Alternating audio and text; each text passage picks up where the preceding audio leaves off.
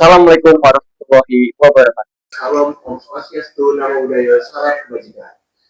Dan selamat datang di Tanya-tanya. Banten, ruang ngobrol santai tapi bermakna tentang lingkungan dan masa depan Banten yang lebih hijau. Perkenalkan, nama saya Muharrem Dwi Saputro dari Universitas Sultan Anggayasa, Fakultas Ilmu Sosial dan Ilmu Politik, Prodi Ilmu Pemerintahan, yang sedang mengikuti MBKM berdampak atau Merdeka Belajar Kampus Merdeka. Oke, kita bakal bahas hal yang dekat banget sama kehidupan sehari-hari kita, yaitu polusi udara dan emisi karbon. Isu ini penting banget karena udara yang kita hirup sehari-hari itu menentukan kesehatan kita, lingkungan kita, bahkan masa depan generasi berikutnya. Nah, pada kesempatan kali ini kita bakal ngobrol tentang faktor-faktor penyebab meningkatnya emisi karbon di Banten, upaya pemerintah dalam pengendalian polusi udara, sampai gerakan masyarakat yang ikut menjaga udara bersih. Pastinya saya juga tidak sendirian, saya juga sudah ditemani oleh narasumber kali ini, yaitu Bapak Dr. Ruli Riyatno STMSI sebagai Kepala Bidang Pengelolaan Sampah Limbah D3 dan Pengendalian Pencemaran. Selamat datang Bapak. Ya, selamat datang. Terima kasih sudah diberi kesempatan di podcast ini ya. Oke nih Pak, sebelum kita memulai ke pembahasan yang lebih spesifik, boleh nggak Bapak spill tipis-tipis dulu nih biodata Bapak dari mulai pendidikan dan sudah berapa lama juga Bapak berdinas di Dinas Lingkungan Hidup dan Kehutanan Provinsi Banten ini? Pastinya. Dari mana? Mulai dari SD. Cukup. Mulai dari, oke baik. Saya Ruli Riyatno, jadi saya kelahiran Cilacap dan kebetulan saya mengenyam pendidikan S1 saya di Teknik Elektro di STT Telkom Bandung dan kemudian melanjutkan pendidikan S2 saya di tahun 2005 di Magister Ilmu Administrasi Publik dan S3 saya juga di Magister Administrasi Publik dari Universitas Brawijaya Malang di S3-nya. Jadi di kegiatan atau mungkin di pekerjaan sendiri sebenarnya saya sudah cukup lama, 20 tahun dan 18 tahun kurang lebih di bidang ketenagakerjaan dan 3 tahun lebih ini ada di lingkungan hidup. Itu sedikit mungkin gambaran tentang pendidikan dan karir saya. Oke, kita ke pertanyaan dasar terlebih dahulu nih Pak. Tapi sebenarnya apa sih Pak emisi karbon dan kenapa hal ini tuh penting banget buat kita yang tinggal di wilayah Banten buat peduli tentang hal ini? Ya, jadi gini, ini perlu dijelaskan tentang konsep yang besar dulu ya terkait dengan perubahan iklim. Jadi saya ingin bicara pada tantangan global pada saat ini di mana kita menghadapi 3 krisis yang menjadi ancaman di bumi ini ya di seluruh dunia. Yang pertama adalah terkait dengan polusi ya atau pencemaran lingkungan. Kemudian bicara tentang berkurangnya keanekaragaman hayati dan yang ketiga adalah perubahan iklim. Jadi 3 hal inilah yang menjadi isu utama di global dan kita akan menyisir satu permasalahan yang mungkin menjadi topik pembicaraan kita yaitu perubahan iklim. Sebenarnya tadi saya lihat temanya juga ada kaitannya dengan pencemaran ya terkait dengan emisi. Tapi saya akan melihat dari perspektif perubahan iklim dulu.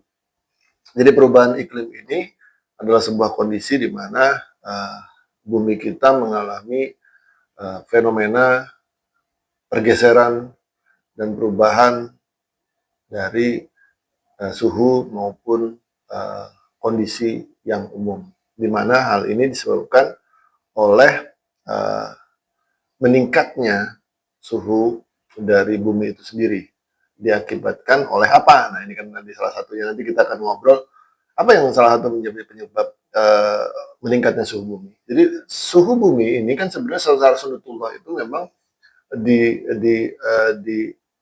create supaya kemudian bisa menyebabkan makhluk hidup itu hidup di dalamnya. Karena pada kondisi awal bumi mungkin diciptakan bertahap, diselimuti oleh es, kemudian mencair, itu akibat dari pemanasan.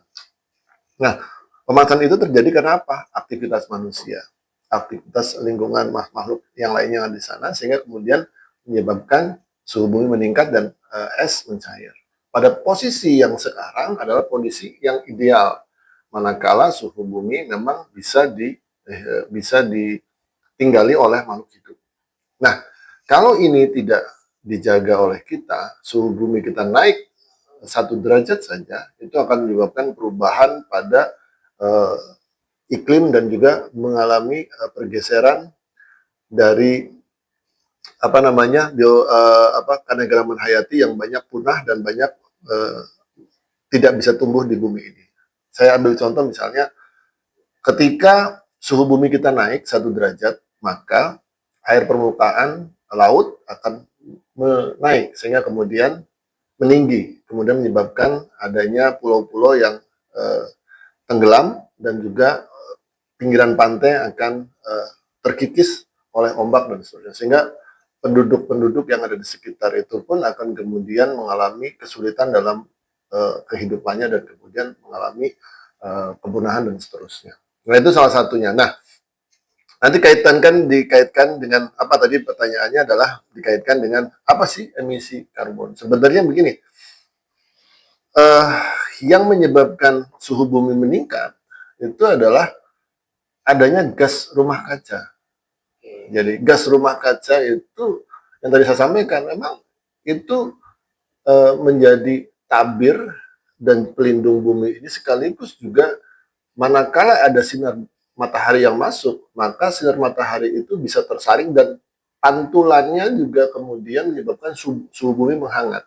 Nah, namun apabila aktivitas manusia itu meningkat dan menghasilkan emisi, ya, menghasilkan emisi itu misalnya aktivitas manusia apa yang contohnya misalnya adalah transportasi. Transportasi itu kan ada pembakaran, ada mesin, ada bahan bakar yang dibakar sehingga kemudian menghasilkan karbon, menghasilkan CO2 dan yang lain-lainnya, ya. Itu kemudian akan naik di udara dan membentuk gas rumah kaca sehingga panas dari matahari itu tidak bisa keluar dan memantul lagi ke bumi sehingga suhu bumi meningkat. Jadi itulah konsep perubahan iklim, sehingga kemudian kalau ditanya apa itu emisi dan karbon, sebenarnya emisi itu adalah kalau dalam pengertian yang sederhana adalah hasil dari pembakaran yang ada di aktivitas manusia, baik untuk produksi dan juga transportasi dan lain-lain, yang dimana dari hasil kegiatan itu menghasilkan karbon, baik CO2, baik kemudian CH4 dan seterusnya. Dan gas-gas itu adalah gas yang menyebabkan efek rumah kaca. Nah, itu terjemahannya dari pertanyaan tadi. Itu panjang ya, dan teknis sekali.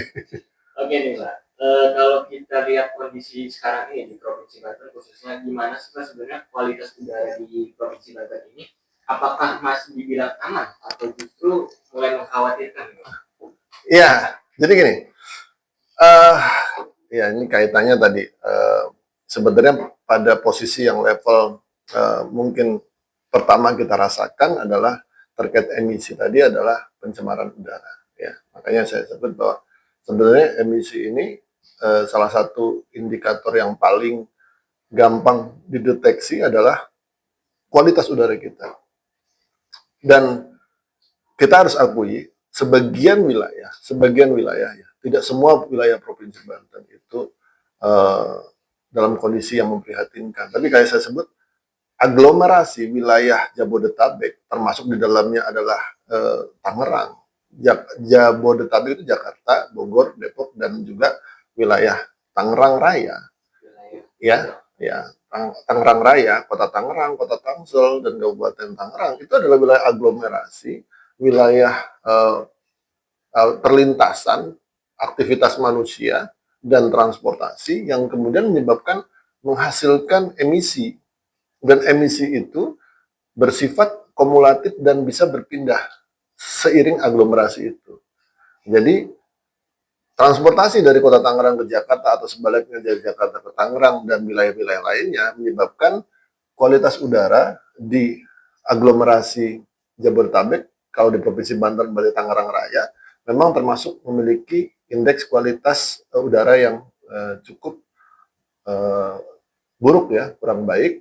Nah, tapi sebagian dari wilayah yang lain, katakanlah di wilayah Lebak, Pandeglang, kemudian di sebagian besar kabupaten Serang dan sekitarnya masih dalam kondisi yang baik, seperti itu. Perlu kita ketahui juga bahwa salah satu penyumbang terbesar dari emisi ya atau pencemaran udara itu adalah transportasi. Sektor transportasi sebenarnya memegang angka 60% dari penyumbang emisi. Ya, selebihnya adalah industri 30% dan pembangkit listrik. Dan sisanya itu sebenarnya adalah aktivitas pertanian, aktivitas misalnya pembakaran sampah dan seterusnya. Itu juga berkontribusi. Gitu. Jadi itu juga harus dipahami oleh kita bahwa satu yang pertama bahwa kita juga harus tetap waspada walaupun titik untuk sampling itu ada hanya beberapa titik, satu atau dua titik, tetapi kemudian seolah-olah merepresentasikan wilayah yang luas, tapi paling tidak kita juga harus waspada bahwa walaupun itu tidak merepresentasikan seluruhannya, beberapa wilayah memang memiliki spot-spot yang pada zona buruk udaranya, gitu ya. Nah, oke Pak. Kalau kita ngomongin penyebab, menurut Bapak apa aja sih Pak yang bikin emisi karbon di wilayah Banten ini terus meningkat? Apakah benar karena banyaknya aktivitas industri, kendaraan di jalan, ataupun pembangunan kota yang lebih cepat di wilayah Banten ini? Enggak. Jadi saya ingin sampaikan ya, pertama mungkin urusan dari emisi berbeda dengan emisi atau karbon itu sendiri. Makanya emisi ya emisi itu bisa saja menyebabkan pencemaran. Emisi itu juga tidak bisa saja tidak menyebabkan pencemaran, gitu ya. Jadi pencemaran udara itu memang dikontribusikan salah satunya oleh emisi, ya emisi. Jadi itu harus dipahami. Jadi emisi yang terkontrol dan terkendali adalah emisi yang memenuhi baku mutu. Jadi kita punya baku mutu emisi harusnya. Jadi setiap aktivitas itu diukur baku mutu emisinya seperti apa. Misalnya ada industri pembangkit listrik, maka dia harus memenuhi standar emisinya. Bahwa misalnya SO-nya atau NO-nya misalnya, atau kemudian partikulatnya, itu ada parameter. Sehingga kemudian mereka juga harus patuh dengan hal seperti itu. Sehingga emisi itu sebenarnya memang pada konteks penyebab pencemaran, salah satunya emisi yang tidak terkendali dan terakumulasi. Oke, nah lanjut ke tadi, apa sih penyebab emisi gitu, atau pencemaran udara lah saya sebut. Jadi pencemaran udara ini tadi sudah saya ceritakan sebenarnya. Yang pertama adalah memang kita harus akui ya, aktivitas manusia dengan seiring pertumbuhan populasi itu memang menjadi salah satu penyumbang faktor tertinggi, karena manusia itu punya kegiatan ekonomi yang ingin dia lakukan, salah satunya dengan bertransportasi, kemudian juga ada produksi dengan manufacturing. Jadi yang berdasarkan data yang tertinggi pertama saya sampaikan tadi, aktivitas transportasi. Yang kedua adalah industri, ya, dan juga pembangkit listrik termasuk di dalamnya. Sehingga ini salah dua yang harus kita waspadai dan kita kendalikan. Nah, sekarang kita bakal membahas nih Pak, peran pemerintah daerah terutama dalam hal Provinsi Banten ini yang pastinya kan punya tanggung jawab besar dalam urusan pengendalian polusi udara ini. Nah, sebenarnya langkah-langkah apa aja sih Pak yang sudah dilakukan pemerintah Provinsi Banten khususnya daerah ini untuk mengurangi polusi udara di wilayah Banten ini? Oke, gini. Pertama, kita harus juga cerita nih, bahwa pemerintah itu dalam konteks yang sekarang itu ada 3 kurang lebih seperti itu ya. Ada pemerintah pusat, ada pemerintah provinsi, ada pemerintahan kabupaten kota ya. Sebut pemerintahan itu pembagiannya seperti itu ya. Kemudian yang kedua saya ingin menegaskan juga bahwa terkait dengan pencemaran udara, air dan seterusnya sebenarnya adalah tugas kita bersama. Itu dulu yang harus saya highlight dari awal. Baru kemudian nanti saya akan ceritakan seperti apa sih. Karena kita mengenal bahwa ada istilahnya polluter pay principle. Ya. Siapa yang mencemari, maka dia yang harus bertanggung jawab. Itu prinsipnya sebenarnya.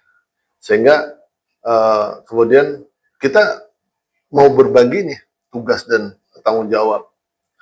Pemerintah sebagai regulator, pemerintah sebagai supervisor, maka pemerintah juga punya kewajiban untuk memastikan bahwa regulasi sudah tersedia dan implementasinya harus sesuai dan pengawasannya harus sesuai. Sehingga nanti ada tahapan-tahapan pembinaan sampai dengan punishment. Itu tugas pemerintah.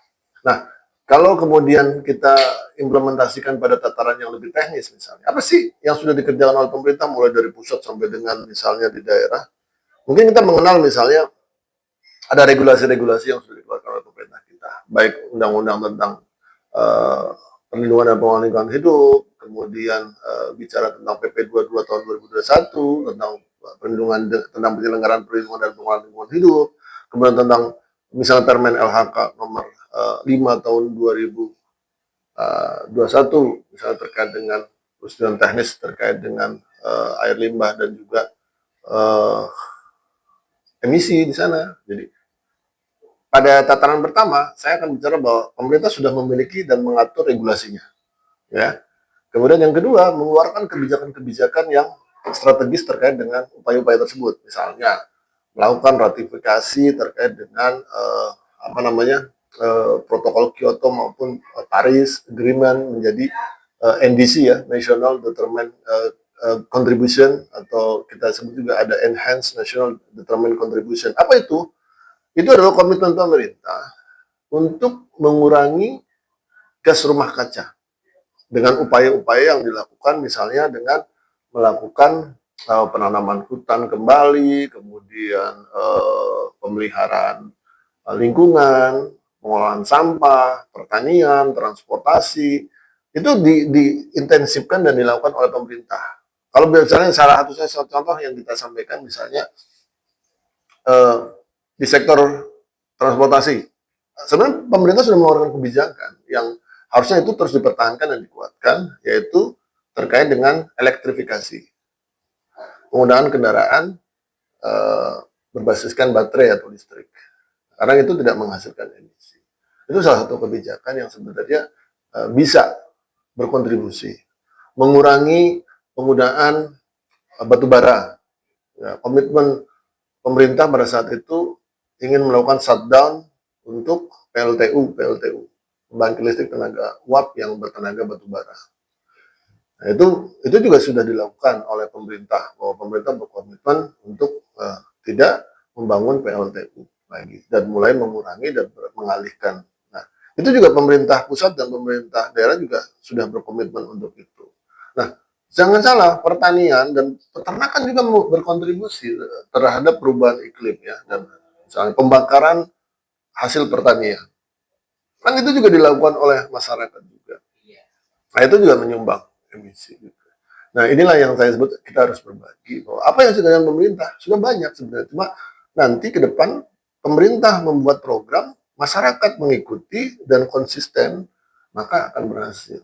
Tapi kalau kita hanya membuat program regulasi, kemudian mengandalkan pengawasan dan penegakan hukum, maka akan banyak masyarakat atau mungkin industri atau pelaku usaha yang nantinya akan mengalami pemidanaan atau mungkin masuk ke dalam ranah hukum. Sebenarnya itu yang efek terakhir yang atau mungkin upaya terakhir yang bisa dikerjakan oleh pemerintah. Ya, jadi itu kurang lebih. Jadi di daerah pun memasang alat-alat pemantau udara dan seterusnya. Untuk apa? Untuk early warning system. Bagaimana kita juga menginformasikan kepada masyarakat secara dini bahwa kualitas udara di beberapa wilayah juga dalam kondisi yang tidak baik, sehingga masyarakat melakukan upaya-upaya, misalnya apakah dia memakai masker pada saat aktivitas di luar, atau dia mengurangi aktivitas di luar, atau juga ikut membantu melakukan pengawasan terhadap masyarakat lain yang mungkin melakukan pembakaran sampah dan seterusnya. Jadi inilah yang sebenarnya harus kita kolaborasikan. Ini Pak, terkait DLHK Provinsi Banten. Sebenarnya ada nggak Pak punya program khusus untuk menekan polusi udara ini? Kalau DLHK itu bagian dari sebuah sistem lingkungan hidup yang ada dari pusat sampai dengan kabupaten kota. Dan secara spesifik kita juga mereplikasi kebijakan-kebijakan yang ada di pusat. Namun kalau ditanya, ada nggak yang khusus? Saya yakin sebenarnya ada, namun sifatnya hanya parsial dan mungkin dilakukan di spot-spot yang memiliki tingkat kualitas udara yang kurang baik. Jadi kerjasama dengan kabupaten kota, karena itu berdasarkan wilayah, bagaimana kemudian misalnya memastikan perusahaan-perusahaan menggunakan wet scrubber atau mungkin pengendali emisi yang baik, kemudian bekerja sama dengan NGO atau masyarakat untuk melakukan pengawasan secara intensif kepada sumber-sumber pencemar udara atau polusi yang ada di kawasan industri maupun di lingkungan masyarakat, ya.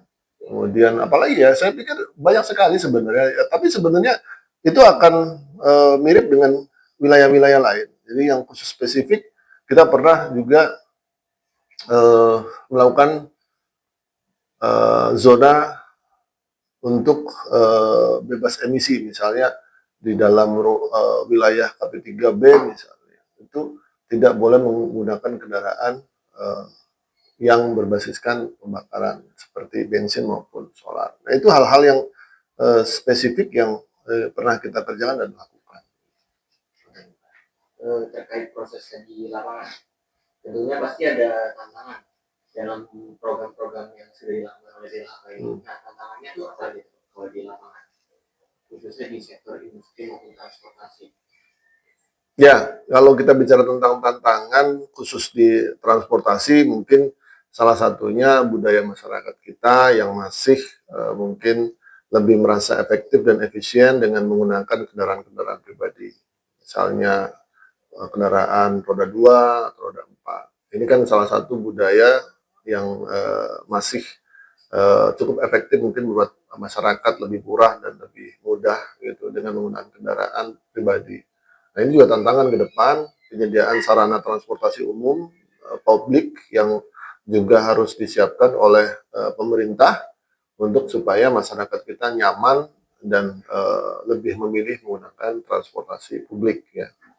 Nah, ini salah satu kendalanya itu. Jadi di sektor transportasi.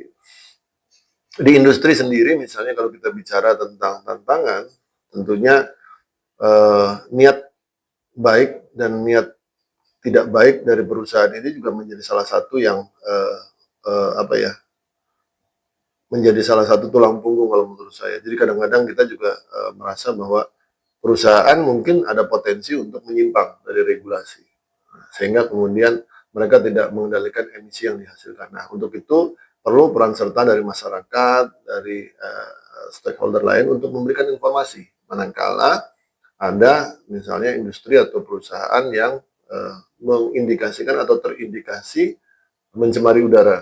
Ya, misalnya di pembuangan cerobongnya warnanya hitam, kemudian salah satu indikasinya itu bisa diinformasikan, gitu ya.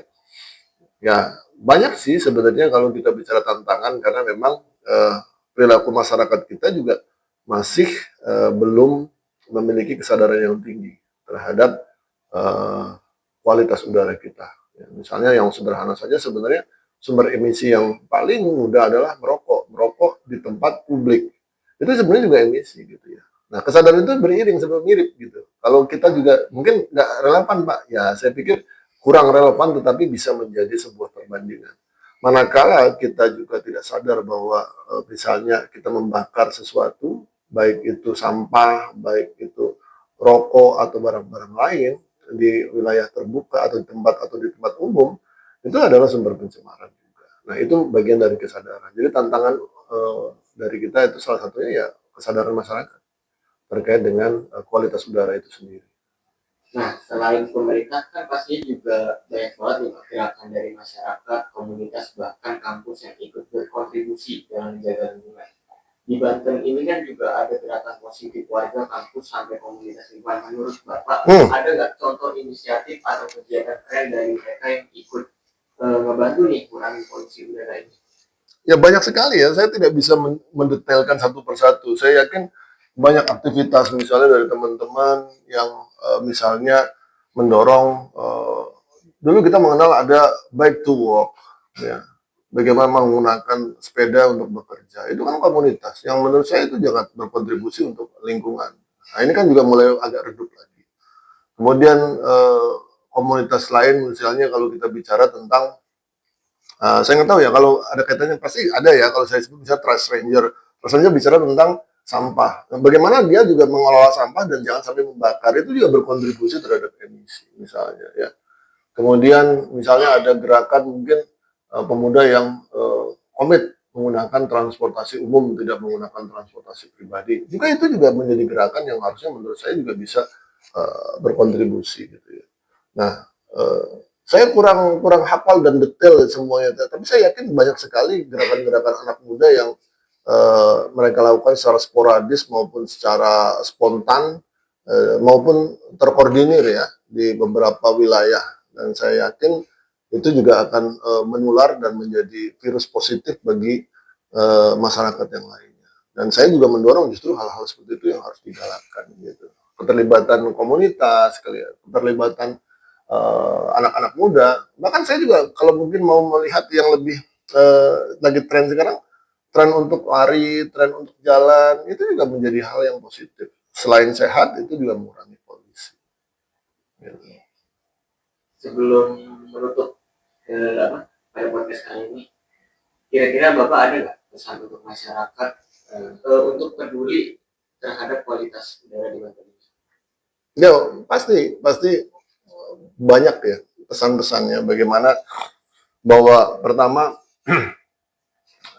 pemahaman yang harus kita mungkin klise juga dan biasa dikerjakan oleh kita atau diketahui oleh kita terkait dengan bahwa bumi ini adalah apa namanya bukan warisan dari nenek moyang kita tetapi titipan dari anak cucu kita. Jadi itu simple tapi kemudian mengena bahwa anak cucu kita ini ingin merasakan udara yang bersih, ingin merasakan air yang bening dan juga sehat dan bersih, kemudian ingin merasakan tanah yang subur.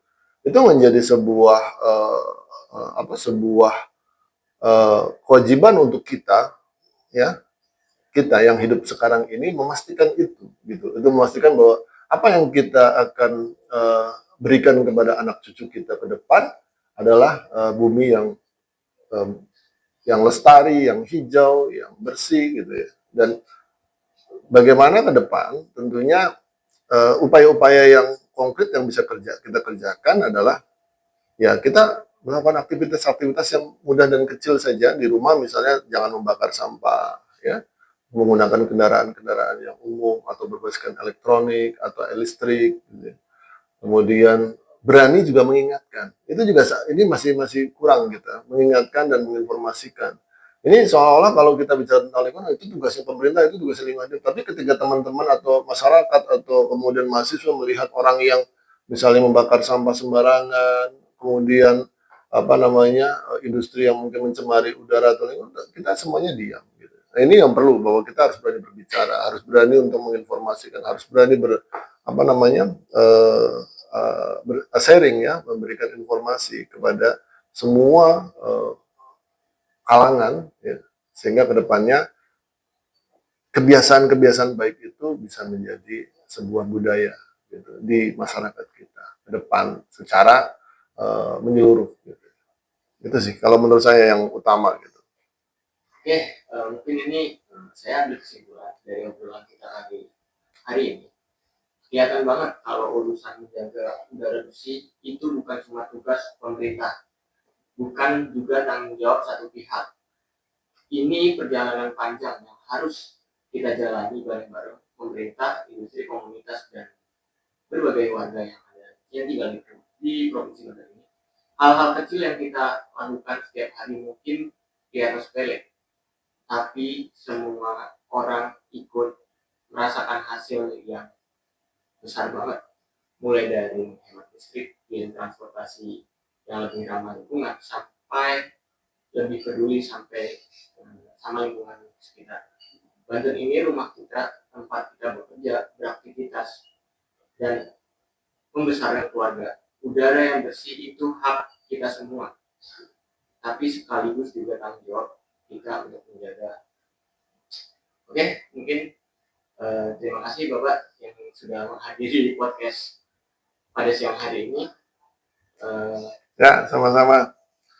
Mungkin saya tutup saja. Kurang lebihnya mohon maaf bila ada salah-salah kata. Mohon dimaafkan.